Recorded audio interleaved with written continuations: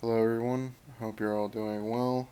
This week's a pretty stacked week from what I can gather, and before I forget for the third time in a row, during this video there'll be spoilers for every chapter that I talk about. So, we're going to start this week off with the final chapter of Haikyu, which starts off with a color page of the whole team back in high school, and a big homage to all the characters we've seen throughout the entirety of the series in what looks like just an exhibition between the rival teams, Hinata's team and the Cats. I don't remember their names. It's a really nice color page too.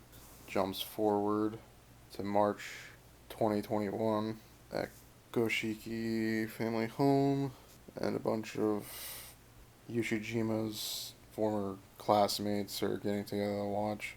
Flashback to Tendo saying he's quitting volleyball but plans to watch Yoshijima, and they see that Tendo is a chocolatier, which is odd. No, I guess Tendo's the one that actually had some sort of documentary interview, and so he's actually meeting up with Yoshijima, and that's funny. Yeah. They both say they're best friends, which is funny. Looks like we're getting to catch up with everyone, kind of one last time type of thing. It's the old coach we get to see, as he laughs at the silliness of them saying they're best friends. Kuzumi's home. I think it's a gamer guy, if I'm not mistaken. Again, a bunch of the old Nekoma teammates together for whatever reason. Then we catch up with others. Well, we see one of their former alumni in Russia, and he's playing on the Russian team. And then we see that Levi and his sister models, which is very silly. Even they think it's funny. Now it's July 2021 for the 2020 Tokyo Olympics Women's Volleyball. Day 4 is what that final panel says. And it looks like... Yes, it looks like Ryunosuke's friend, Kanoka, actually made it to the Olympic team, meaning she ended up going pro also, showing confidence, and then she finally bumps a serve, which they kept aiming at her, and she even hits her own spike, showing that she's very good. Then we cut to Ryunosuke at home, cheering for her. Now it's August, men's volleyball day 12. They're still at Ryunosuke's home, where it looks like a bunch of them are all together. A bunch of the former teammates together. Except for the libero Nishinoya? Yeah, Nishinoya. And Asuya actually left on a ridiculous tour again. More shenanigans going on in the background. And the two clowns take a photo that they're in Egypt. Now it looks like Japan's taking on Argentina. As again, we keep seeing a lot of the old characters and where they're at now. Looks like Japan hadn't beaten Argentina. Oh boy. It looks like Okoa, which was Kageyama's biggest rival, is on the Argentina team. Oh boy. Okawa's former teammates are pissed that they mentioned that they never made it to nationals. Oh, and again, people in Brazil recognize Hinata. And they remember Okawa as Ken Watanabe. It's ridiculous. Bakuto declares that they're going to win. Kageyama agrees. It's a nice double page spread showing the lineup. Even the commentary is recognizing Hinata as the greatest decoy. Kageyama has jokes. We get to see the Brazil family, Hinata's former partner, still cheering for them. More of the reunion, another double page spread showing a highlight of everyone and what they've done. And they all want to prove that volleyball is fun. Yeah. Haikyu, also known as volleyball. Two teams separated by a net, bounce a ball back and forth between each other. The ball is not allowed to touch the floor. It cannot be carried. Once it is in the air, a team has no more than 3 touches. As the game begins, more double fades spread, showing off the journey that they had It looks like Japan got the first score. Yes, it looks like a new legend was pretty much born. No, now it's 2022. They're in Rome. They're at the World Championships. Brazil Super League versus the Italian League. And it looks like that they're challenging each other once again, as I'm assuming Hinata went to Brazil to keep playing and Kageyama went to Italy. And they get to face off against each other once again. And that is the final chapter, ending pretty much where it began. It was a good chapter. It was a great ending altogether. Being able to see them all do the Olympics, seeing where everyone ended up, and so on. It was a very good ending for a long journey that was satisfactory. I'm happy with how that ended. It was very good. I enjoyed the series as a whole, and its final chapter was no different. So, that one, what would I give that? I'm not even entirely sure. I would give it an A. It was a good ending. And as a whole, Haikyu still, even with how that ended, as they just keep going with their career, it will end up holding very much firm as, for me, the second best sports manga that I've read or watched, either or, and probably amongst one of the better sports fiction I've seen. So it's firmly second. Nothing will really come in and top it that I can at least see for now. So again, as a whole, the series was great, and yeah, it was a great last chapter. Now we're on to One Piece, which has a nice colored cover page of the big three: Luffy, Law, and Kid, all flying birds and eating lunch. Alright, they're at Onigashima at the rear entrance. Oh, it looks like Kanjiro showed up with reinforcements at the rear entrance. Oh my, it looks like there are two headless riders there. How is that a thing? With what looks like a whole bunch of headliners. Oh, they even showed that Momonosuke did escape Kanjiro before he beat him up, as it looks like Okiku's not happy about Lord Momonosuke being beaten up. Oh, yeah, Momonosuke's still alive for now. And apparently, Nekomamushi has a gun for a hand now. Kanjiro explains about the public execution, and it looks like Okiku is truly ready for battle. Is now her full name, Kiku Nojo, vessel of Kozuki, Kiku Nojo of the Fallen Snow. Kiku with quite the threat as the fight is on, as it looks like Kiku and Kanjiro is gonna fight. Ooh, looks like a hockey clash. And Inuyarashi has a sword for a leg. What type of logic is that? Luffy just tells Yamato that he can't be Kozuki Oden because everyone loved him but no one likes Yamato. Also, Yamato wants to not join the crew, but says because Luffy is Ace's brother and because Yamato is Oden, that Yamato should be on Luffy's ship. And Yamato just says that Luffy's more Oden than him. Oh wow. Yamato's been imprisoned on the island since 8 and is wearing handcuffs. Oh, he has prison shackles, handcuffs on his hands, and they'll explode if he leaves the island. Luffy offers to take him off and asks if he really wants to fight by their side. And Luffy believes he can beat Kaido. Oh, the confidence. Yamato has tried fighting Oden several times, but has never won. Yamato keeps trying to say he can't. The handcuffs have kept him trapped there for 20 years. Oh, they're projecting the speech. No, they can all hear it. Oh, even Kaido knows that they disbanded the warlords because they have some new division, the government. Oh, they want to go after the ancient weapons. This Big Mom makes her big debut. Oh my. Oh no, she has Zeus. Oh no. Oh. Nami and Carrot's been beaten. Oh, they proclaim it. Oh, that Kaido and Big Mom are going after the One Piece.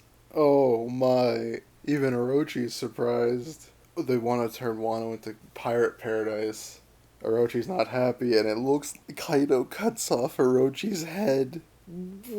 What?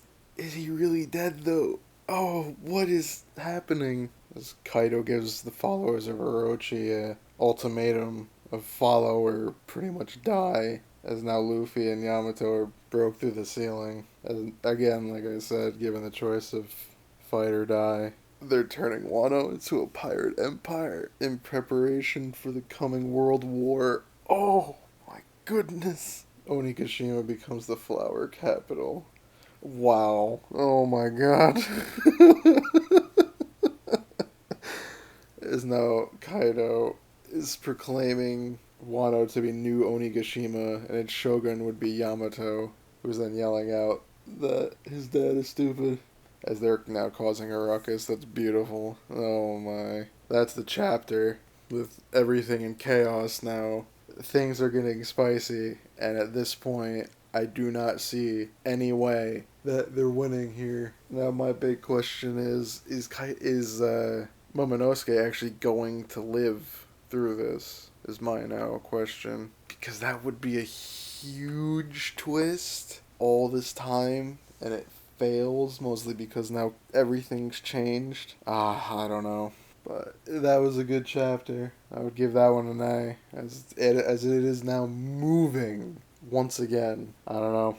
That was a good chapter though. Wait, there's a break next week, so we'll have to wait. Now we're on to My Hero, that's also going on a break again, where Jiro is retracting her ear jacks, as now everyone's basically back together. Oh, as it looked, she figured out that Gigantomachia is coming. Yeah, it's not looking good. It's not looking good.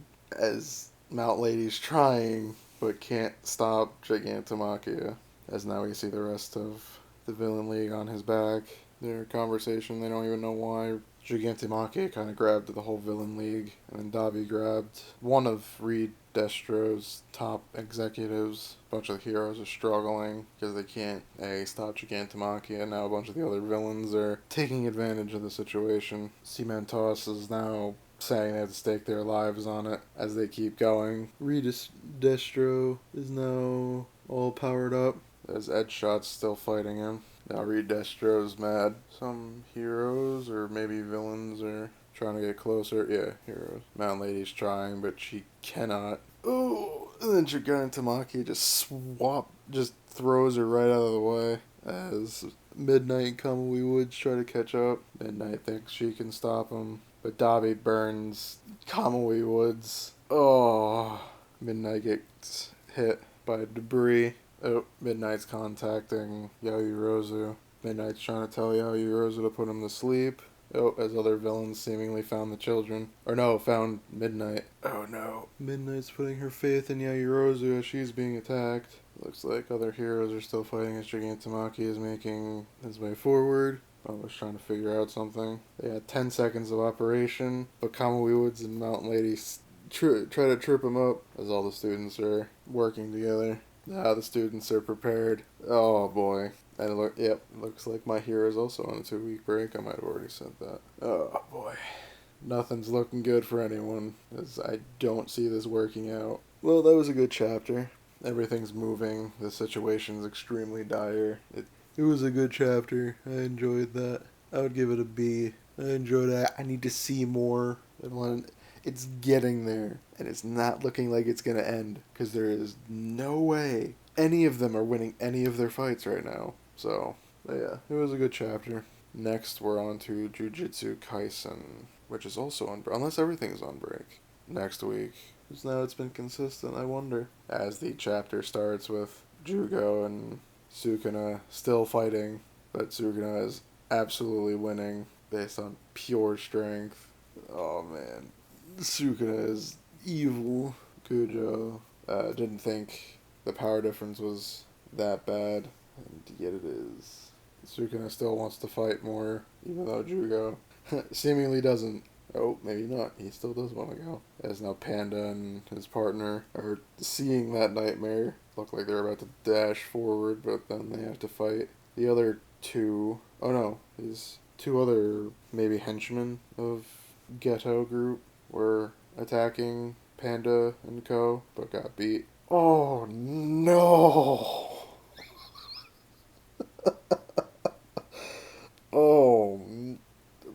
how Panda's partner is explaining how the two, Jugo and Sukuna, were, and what he says are elephants tap dancing on ants, and they're the ants, and he's basically saying that they have to hurry up and run when Sukuna just casually walks in between Panda and him.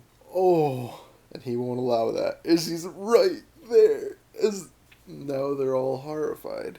He's saying they're forbidden from moving until he says, and he will kill them if he breaks that rule. As now a meteor's coming. Oh, he lets them move as the meteor crashes down.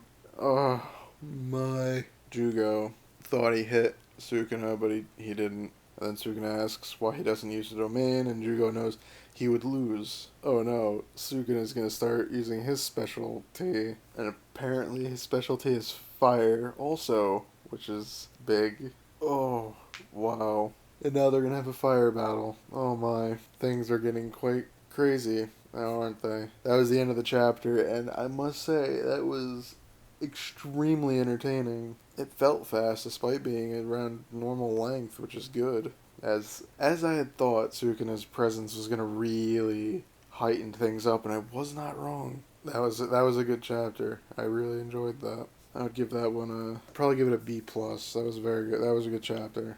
That was enjoyable. As the story keeps moving along at a nice pace. Now we're on to We Never Learn, which, yeah, I'm guessing next week there isn't chapters, it's on break as a whole, which is fine. Starting We Never Learn is right where we left off, where Rizu's thinking about what Fuminu said as Fuminu runs off. Oh, that's cute. Apparently Rizu knew about Fumino and Noriyuki as Fumino runs over to Orica's house, and confesses that she couldn't fully support Orica and is upset about it. Orica brings up that back when Orica was making her confession, she knew what was going on when Fumino ran away. Orica thinks that Fumino and I'm assuming Noriyuki are alike. Orica knows Noriyuki so well. Orica encouraged Noriyuki. He didn't even really understand why he called.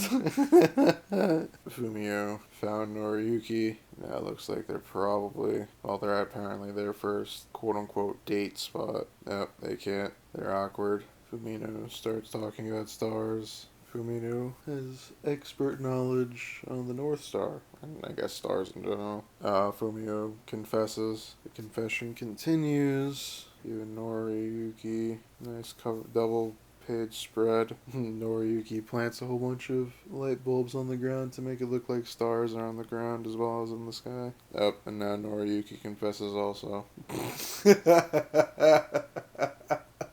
Fumio misreads. Oh my. She's still thinking that Noriyuki wants to be with is with Orica, and now thinks that he wants both of them. Fumio ends up falling on the ground, I guess from shock. Fumio is crying tears of joy. Noriyuki says he'll always be there to support Fumino, and they promise. Then it's on break, and that's the end of the chapter. I'm assuming we'll get one, maybe two more chapters of their story before we move on to the next one, if there is a next one. Yeah, that was a good chapter. Nice climax chapter. I'll give it a B. That story's wrapping up. Of the three, ironically enough, I think it's the weakest of the quote-unquote three endings. So far, Orica, Rizu, and Fumino, despite me personally liking Fumino best, I think her story was the weakest, but we'll see. That might change my mind 2 weeks from now, the next chapter. Now we are on Undead Unluck, with a cover page of Titania and Fuko hanging out, and apparently Titania wants to fight the flashback of, I guess, before their mission, where Titania wants to see Undead out back, which I'm assuming just means that she wants to fight. Titania still doesn't like Undead. Titania is angry, or is taking revenge for Miss Gina, which was the force field woman early on in the series that Andy killed to gain the second spot, and he readily admits that he knew Gina was in love with him and that he killed her. Titania gets even more mad. Oh, and Titania even attacked Fuko. Oh, actually Titania might have done it by accident, as the zombie, like, telepath one tells Titania to calm down, but then for some odd reason Andy grabs onto Titania with no clothes for some reason. Well, no, because he lost his lower half, but still, as everyone's freaking out about what just happened. Oh wow, her Titania's like metal shell actually keeps her ability at bay, which apparently it looks like it acts like a bomb of some kind. Wow, they're all freaking out. Fuko gets real close to Titania and is telling her it's okay after Titania was practically sexually assaulted. Wow, this series is ridiculous. Oh, Fuko kind of confesses that it was her that basically took down Gina. Yeah, power friendship, no. But Fuko pleads with Titania and calms her down. More backstory about Titania. Well, not backstory, we can see how she lives. And it looks like Titania and Fuko start getting along, which is adorable. Looks like one of the other Negator members of the council here, the organization, whatever, cares about Titania, as both that guy, I don't know what his power is, and Andy are outside Titania's room. Oh, now we're back to the present. As Titania's fighting with the gun guy and the martial artist. More fighting. Apparently his ability is somehow making weapons. The martial artist actually even cracked Titania's shell. Andy tells Titania that on repair, you got Fuko. Gun guy kind of understands the situation. Oh, it looks like Titania tells Andy to get to the top deck because it looks like she's about to explode. Or use her Negator power, I guess. Yeah, Titania's about to blow to try to kill the Negator hunters, which will be interesting if that holds true. Well, it won't. And that's the end of the chapter, which is fine. It was a good chapter. We got to find out more about Titania, which is good. And as we get to know more about each person type of thing. So, it was a fine chapter. It was good overall. Kept the story moving. So, I would probably give that one a C. Just as it was it was a good filler, not filler per se, but just kept the story moving, which is always good. Now we're on to Black Clover. Oh no. Dante's in his monster form as now he's excited that both Asta and Yami are gonna fight him. They're in sync without saying words as they charge right in. Yami slashes and cuts off Dante's arm, but Dante goes and attacks Asta, but Yami saves Asta with a kick out of the way, but then Asta seemingly recovers and goes in for Dante. But Dante dodges, then Yami does Death's thrust, blowing apart his body again. Dante hits Asta out of the way, but they both recover and are charging forward. Asta's realizing that he can barely keep up, and the only reason he is because of Yami, and that his 6 months of training isn't working on that guy. Dante is evil. Oh, Asta confronts his devil. Asta realizes he should have talked to his devil for a while, and now is asking to get power. Oh! His devil wants to take a part of his body. Asta needs to surpass his limits. Oh, man! Asta's devil gives him a piece of his power, and it looks like even Dante is surprised, as Asta's arm is now his devil's arm. Oh, man. Excitement. Big power up for Asta. Now the fight's really getting heated.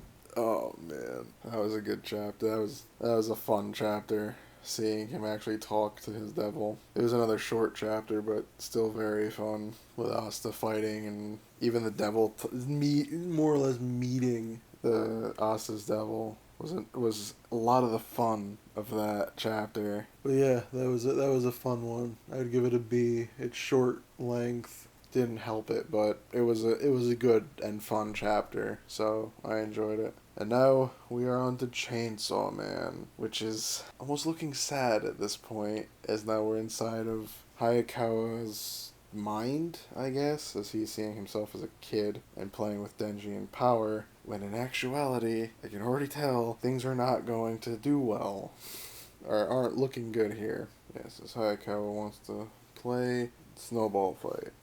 As Hayakawa blasts into Denji in power. Oh no, poor Hayakawa doesn't know what's going on. Is starting to attack people. Denji's pleading, but can't stop Hayakawa as he just kills 2 people. In Hayakawa's fantasy, Denji hit him with a snowball, as I think he does hit Hayakawa. Oh! But then Hayakawa blasts him through several buildings, killing several people. Hayakawa then just kills another Oh!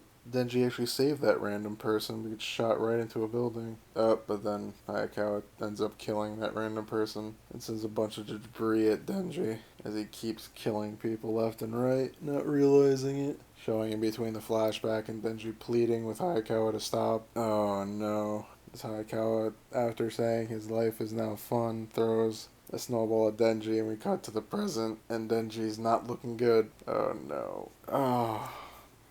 As even in the fantasy, Denji's just lying on the ground. Oh boy.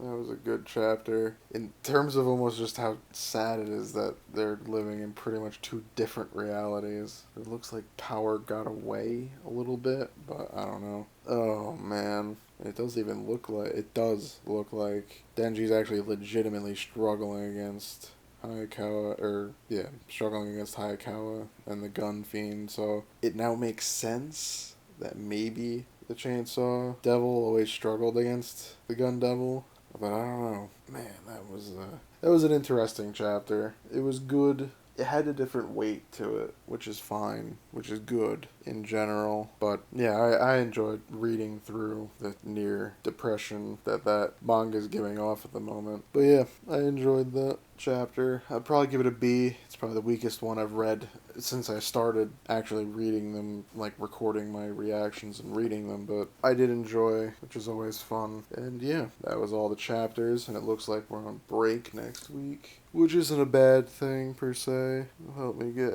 myself a bit more organized in the meantime. But yeah, that was all the chapters. They were all very good. And with Haikyu ending, now I'm down another manga. But we'll see if I add something to replace it or let it ride for a little while. I don't know. But yeah, if you enjoyed, let me know in the comments and tell me if I've gotten better, worse. Tell me what you thought. I don't know. If you just enjoyed any of my ramblings of madness, you can leave a like if you'd want. I appreciate that you watched the video. That's about it for me. So, as always, thank you for watching.